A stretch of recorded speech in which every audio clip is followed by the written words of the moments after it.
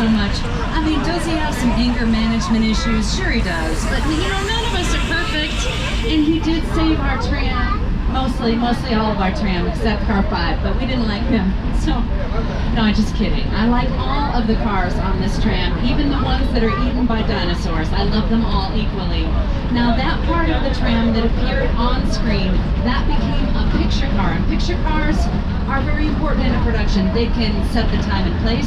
They can make an action sequence more exciting. In fact, I mean, let's just think about the Fast and the Furious. Without picture cars, it would just be the Furious, and that would not be very exciting, right? Just a bunch of mad people standing around looking at each other. Now, I don't want to watch that movie. Now, our tram has appeared on screen many times over the years. In fact, let me show you just how good it looks on screen.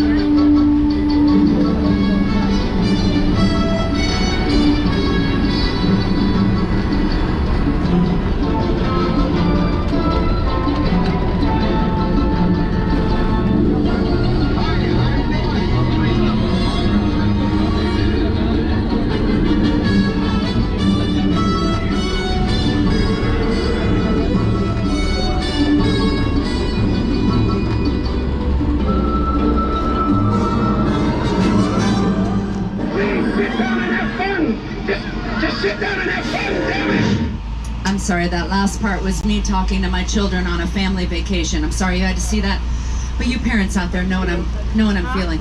Now, we do love picture cars here at Universal Studios, and we have a large collection of them. In fact, some of our picture cars are just as famous as the actors who drove them. Now, we have a collection that is so big, we've divided it into 2 parts. We're going to take you to the first part right now. It begins on our left just after we pass this wall. Don't worry, it's not the parking lot down below us. Those are employee cars and they're not as exciting to look at. I swear, we have better cars. In fact, we're going to start with Kit from the 2008 Knight Rider series. He sits right next to Magnum PI's red Ferrari, which has the heart of a Ferrari, but the engine of a Volkswagen. We also have some Back to the Future vehicles, some Flintstones cars, and if you're a wizard who loves muggles, you might enjoy this Ford Anglia from the Harry Potter films, fresh from the Whomping Willow. Now we also have the Jeep and the Gyrosphere from Jurassic World. You may notice that the gyrosphere has no glass bubble around it. Now that is because glass is a reflective surface, and if we put glass around the gyrosphere, you would have seen the film crews standing around. They would have been reflected in the glass, and you might have paid more attention to them than the dinosaurs. We don't want that, so we add the glass in post-production, which is when we add digital effects. Now we're also passing a Bradley fighting vehicle right there. That is a tough-looking tank from the Transformer movie. Now that is plywood and PVC pipe, hard at work right there. Looks pretty good though, doesn't it? So you wouldn't want to take that into battle. It wouldn't last very long in war, but it is very lightweight, so it's easy to transport from one location to another on a movie set, and even better, it's easier to replace when we blow it up. You know we're gonna blow it up. I mean, why else would you bring a tank to a movie unless you planned on blowing it up? I'd be disappointed if we didn't. Now that brings us to another part of our back lot that is blowing up, and I'm gonna have this gentleman introduce it right here. Welcome to Jurassic Park. Thank you, Dr. Hammond. An island filled with dinosaurs? What could go wrong? Everything can go wrong. Now, these set pieces you see around us are from the original trilogy of Jurassic Park films, directed by Steven Spielberg. Jurassic Park started a very successful franchise for us, so we do love those dinosaurs. In fact, on our left-hand side, you will see the mobile lab that dangled off the top of one of our parking garages. In the film, it is a cliff, but you can't tell the difference between our Abbott and Costello parking garage and the cliff that this hangles off of, because our set designers and our greens department are just so good at their job. Now, keep your eyes peeled. You might spot a dinosaur or two.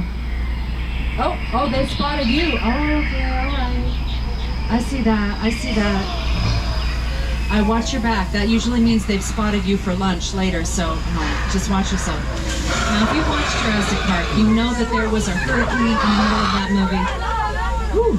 Watch out for that bad girl. She's a halfosaurus though. She's missing her back end. Don't worry. She can't come at you. Now, in the movie, there is a real hurricane that happened while they were filming on location in Hawaii, and they got some footage of that hurricane. They put it into the movie. It looks great. Of course, it did destroy their sets. It did tear up Hawaii, and they had to hide out in a hotel. It was a little scary. So they came back to Universal Studios to film the rest of that movie right here in a controlled environment, because Mother Nature's intense. She is hard to wrangle. It is much easier for us to make our own weather for the movies, which is why we brought you to a part of our backlot we call Old Mexico, where we can show you just how we do that. We're going to make a little Hollywood weather for you. In fact, we're going to recreate a rainstorm for your enjoyment.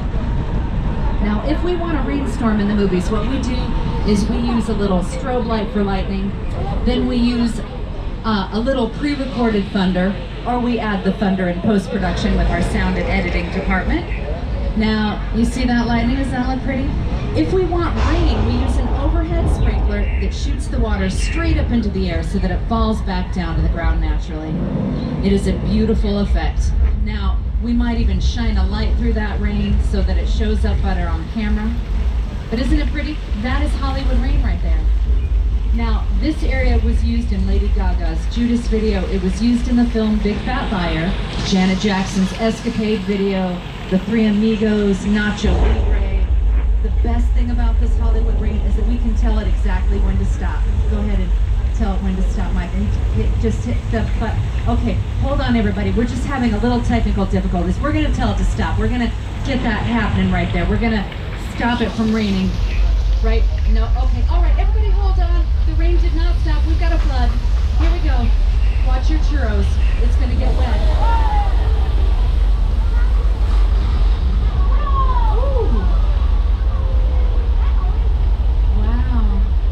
Was wet.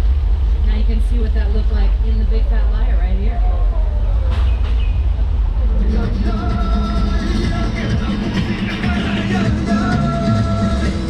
You can't outrun a wolf, kid! Yeah, we'll see about that. Hang on, funny folks!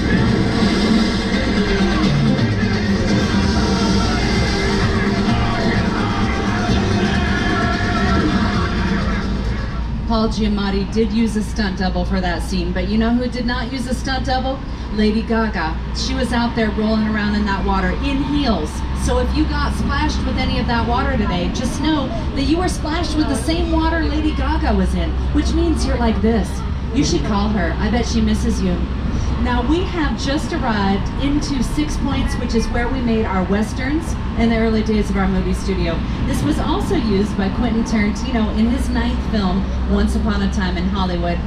Now, this was used even more recently than that in the series Angeline, which airs on Peacock Streaming. That stars Emmy Rossum. And you may notice that the doorways here are not all one size, because sometimes when you're making a western, your larger-than-life western hero is not actually larger than life. Now, John Wayne was 6'4", Kirk Douglas was not. So we put Kirk Douglas next to a very small door, and he instantly